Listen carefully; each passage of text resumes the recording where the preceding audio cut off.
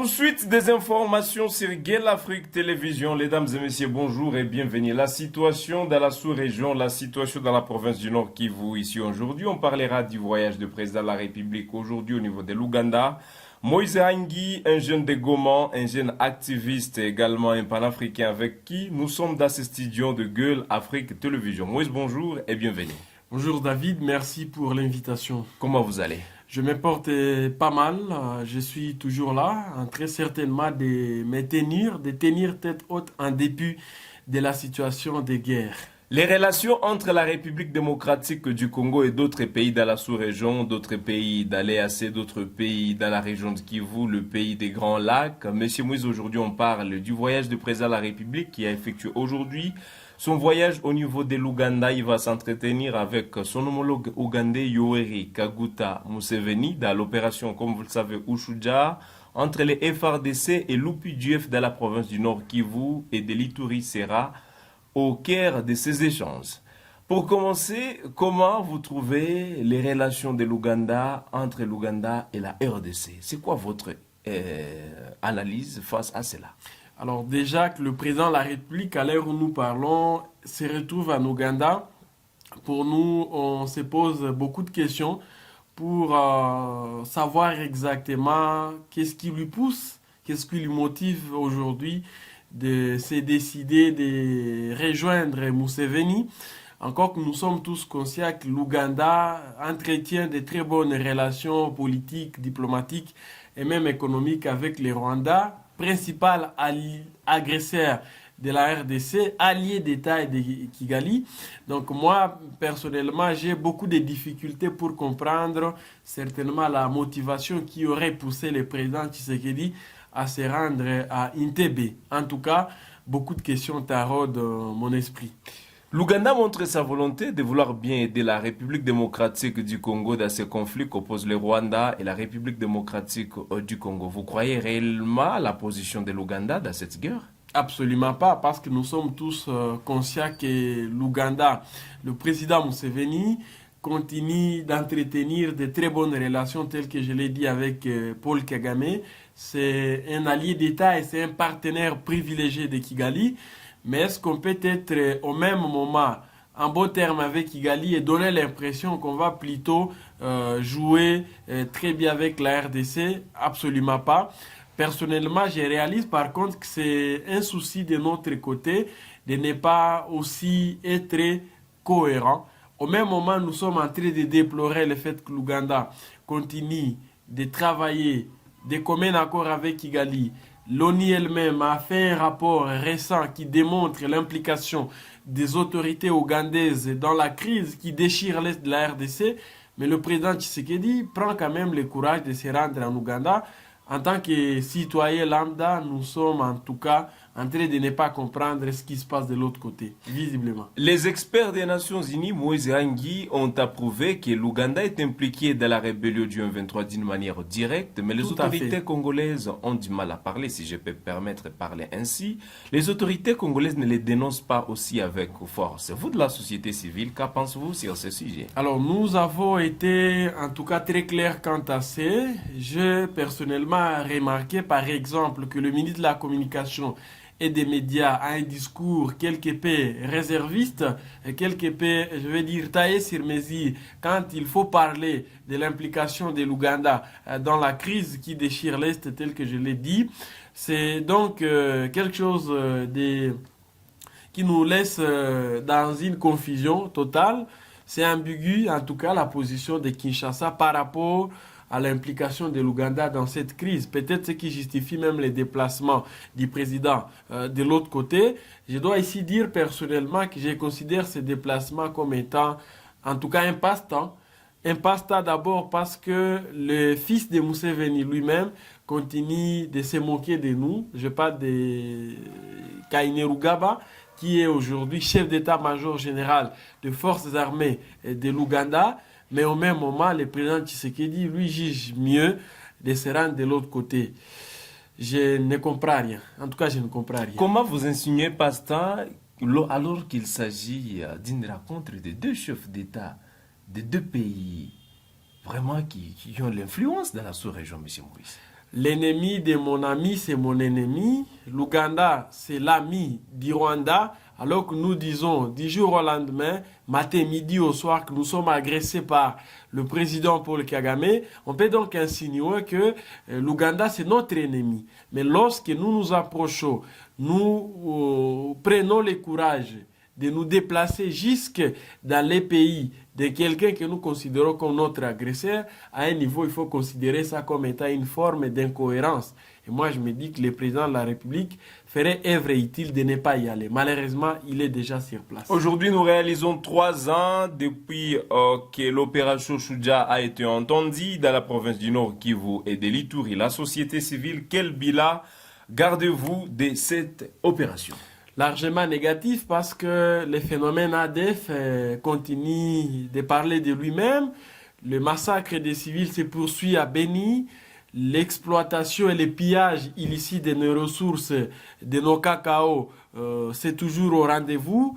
Est-ce que nous pouvons dire aujourd'hui que les forces armées ougandaises déployées dans les Grands Nord nous ont aidés à quelque chose de spécial? Absolument pas. Moi, je crois qu'il est par contre temps pour le président de la République, Félix Tshisekedi, le ministre de la Défense et le chef d'état-major général des FARDC d'obtenir les retraits des troupes ougandaises sur le sol congolais.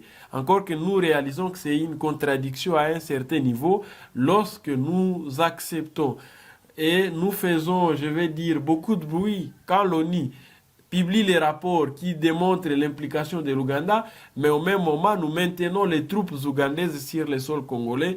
Faisons un effort en tout cas de nous interroger et de revenir à la raison parce que justement, nous sommes en train de nous contredire chaque jour. Et moi, je ne vois pas si du bruit dans cette logique-là, la communauté internationale, la fameuse communauté internationale, peut nous prendre au sérieux. Des phases non parallèles, la MONUSCO ou les rapports des experts des Nations Unies, voulais-je dire, publient que l'Ouganda est dedans. Les autorités congolaises qui n'arrivent pas à les dénoncer comme il le faut, nous voyons les relations qui semblent aller entre les deux pays. Vous de la société civile, alors pour clôturer ces sujets, c'est quoi vos analyses là-dedans? Vous pensez qu'il y a quelque chose qui vous échappe? D'abord, nous sommes juste confus. Nous sommes confus parce que nous voyons le président de la République être très, je vais dire, engagé dans tous les fronts et finalement, il est dans les fourre-tout. Et on a comme l'impression que lui-même, par moment, ne se rend pas compte qu'il est en train, je vais dire, de tourner en rond dans un cercle vicieux. Nous sommes, n'est-ce pas, en train de parler de son déplacement en Ouganda. À l'heure où nous réalisons cette émission, il est en Ouganda.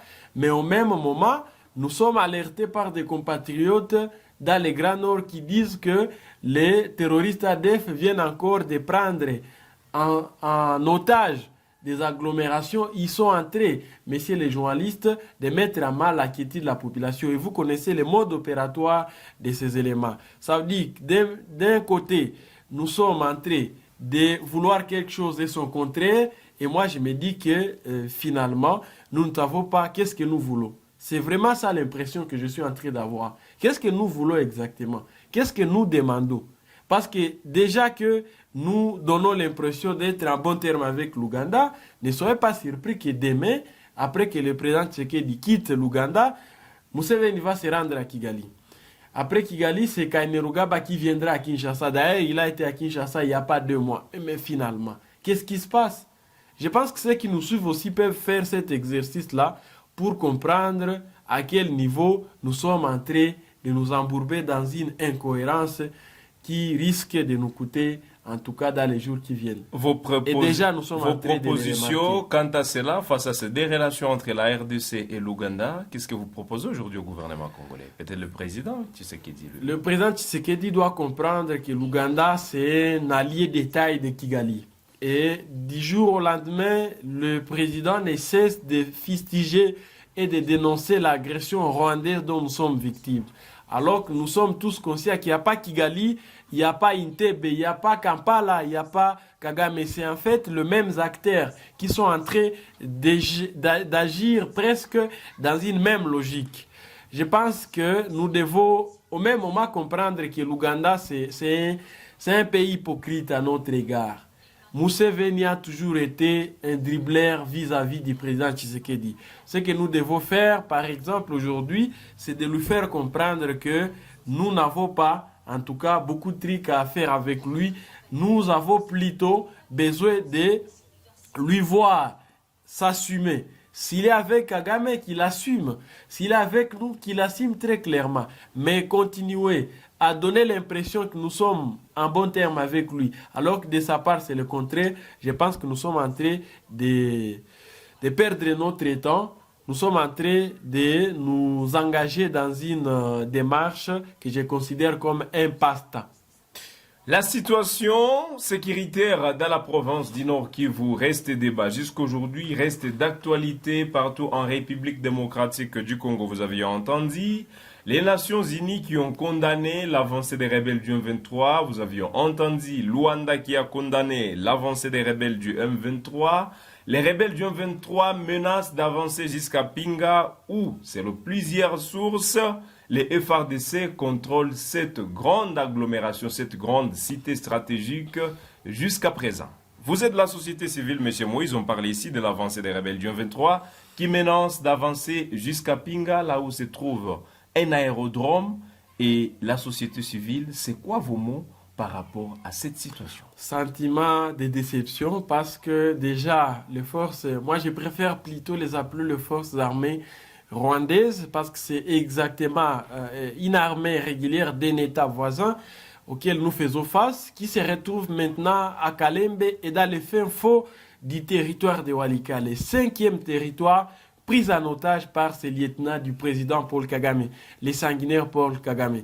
Ça veut dire que nous sommes au point aujourd'hui de payer les lourds prix parce que nous savons tous que Walikale est à l'extrémité de Rutshuru. Avec les territoires de Walikale, facilement, vous pouvez atteindre Kisangani, vous pouvez aussi atteindre la province du Maniema. Et donc, moi, je me dis que nous sommes en train de prendre cette question avec beaucoup de légèreté, mais l'ennemi est en train de progresser avec la vitesse de croisière.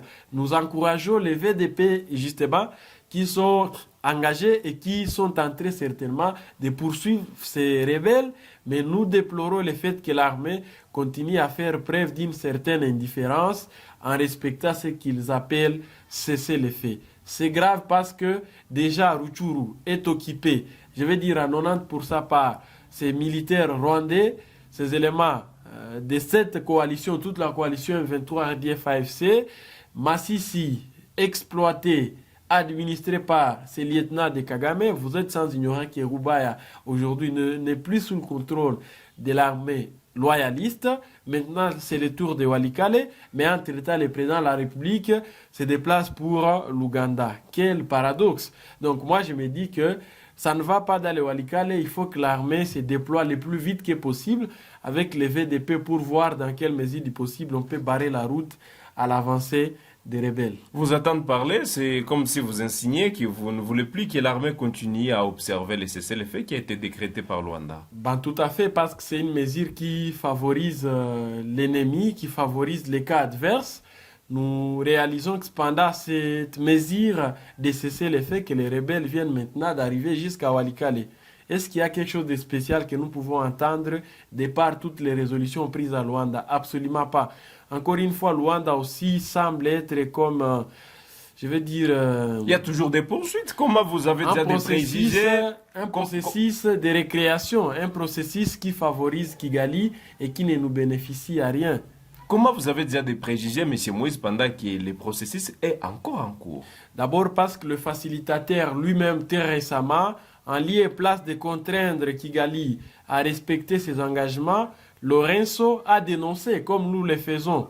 Et c'est fini. Il a dénoncé, mais les rebelles progressent. Lui-même conscient du fait qu'ils ont violé cette mesure pour une énième fois, il allait les contraindre. Il allait prendre des dispositions de nature à dissuader Kigali à faire un pas en arrière, à reculer. Mais ce n'est pas ce qui a été fait. Il s'est limité à dénoncer. Mais entre-temps, nous perdons nos terres, nous perdons nos richesses. Nous sommes en train de perdre nos compatriotes.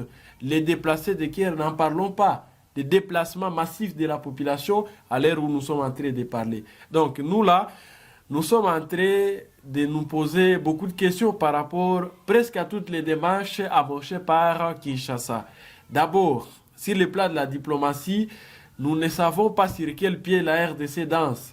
Je parle ici du président Mais de la République on parle et des de la ministre des avancées. Affaires Les étrangères. autorités congolaises parlent des avancées dans les sens Théoriquement. diplomatiques. Théoriquement, ils évoquent des avancées, mais sur le terrain, c'est le contraire que nous observons. C'est vous qui l'avez dit. Je vous dis, les rebelles sont maintenant au point d'occuper Pinga. Après Pinga, Mais ils vont Pinga enfoncer- n'est pas encore, Monsieur Moïse, il Tout faut à être fait. clair, Pinga n'est pas encore entre les mains des rebelles du Je 23. l'ai Nos pas sources dit. de la zone affirment que le FRDC contrôle l'endroit jusqu'à cette heure. Tout à fait. Pinga n'est pas encore tombé et nous ne le souhaitons pas. Raison pour laquelle nous encourageons toujours l'armée à ne pas croiser les bras, les Ouazalendo à ne pas lâcher. Mais encore une fois, nous déplorons le fait que au niveau de Kinshasa, c'est comme si nous ne portons pas le même lunette. C'est comme si nous ne sommes pas en train de voir les choses de la même manière. Kinshasa, pour lui, il faut continuer à respecter les cessez-le-feu. Pour Kinshasa, il faut ne pas faire pression aux militaires de la Samir. Pourtant, Walikale vient de tomber sous l'œil et les regards impuissants des troupes de la SADC. Qu'est-ce qu'elles sont venues faire? Qu'est-ce que les instructeurs sont en train de faire, messieurs les journalistes? Nous avons les casques bleus de la MONUSCO. Justement, c'est des troupes qui sont là, ne fût-ce que pour surmilitariser la province, mais qui ne nous aident à rien pour essayer un peu de mettre un terme, certainement, à cette guerre d'agression. Bref, il y a à boire et à manger et même à vomir dans cette affaire de la guerre d'agression. Et moi, je crois que le grand problème, c'est justement Kinshasa qui n'est pas aussi en train de gérer cette guerre avec beaucoup de sérieux et de cohérence. Mesdames et messieurs, nous sommes à la fin de cette émission sur Gay l'Afrique Télévision. La situation sécuritaire à l'est du Congo reste préoccupante. Vous, personnellement, qu'est-ce que vous pensez? Ça peut être pour vous la première fois de nous suivre sur Gay l'Afrique Télévision, la chaîne panafricaine au cœur des investigations qui vous met au parfum de l'actualité, surtout vis-à-vis de la situation sécuritaire dans la province du Nord Kivu. Partagez vos avis. Commentez, abonnez-vous, partagez la vidéo. Monsieur Moïse, nous vous disons merci. Nous sommes à la fin. Merci David, merci à tout le monde. Nous osons croire que des retours, le président de la République va devoir mettre l'opinion au point et fixer bien évidemment tout le peuple congolais sur les condensés de leur entretien avec Museveni. Mais je suis pessimiste que quelque chose d'intéressant ressorte de cet entretien. Je pense que soit le président de la République est là par contrainte ou carrément... Contrainte, monsieur Moïse. Tout à fait, Là, vous allez loin. Mais ouais, parce que vous êtes sans ignorer qu'il y a des moments où nous sommes en train de subir une certaine pression de la part de la communauté internationale. Par moments, nous prenons des décisions qui ne viennent pas de nous, mais qui nous sont imposées. À part ça, il arrive des moments où nous tergiversons, nous tâtonnons. Merci et ça, beaucoup. Ça ne bénéficie pas à nous. Merci. Donc, Nous sommes à la fin. Tout en ne m'attendra pas à quelque chose de spécial. Je ne m'attends vraiment à rien de spécial. J'ose croire que le président de la République, lui-même de retour, il va nous fixer, il va nous dire qu'est-ce qui a été au cœur de leur entretien. Nous pensons aussi qu'il va désormais faire en sorte qu'ils disent à Museveni de vérité droit dans les yeux. Mais si ce n'est pas le cas, alors c'est un déplacement inutile qui ne consiste merci beaucoup. Consommer, je vais dire inutilement les fonds du trésor public. Voilà, merci beaucoup mesdames et messieurs, nous sommes à la fin. Nous vous disons merci, j'étais Youssouf Kibingila. J'ai reçu monsieur Moïse sur notre chaîne. Nous vous disons merci de votre fidélité. Toi ça qui dit là, Bolula Matoulenou télévision et tout l'Afrique télévision. Toi ça qui dit là, Boakou Sungula, Boakou Manya Maloua. On se fixe un nouveau rendez-vous, même plaisir sur Gel Afrique Télévision.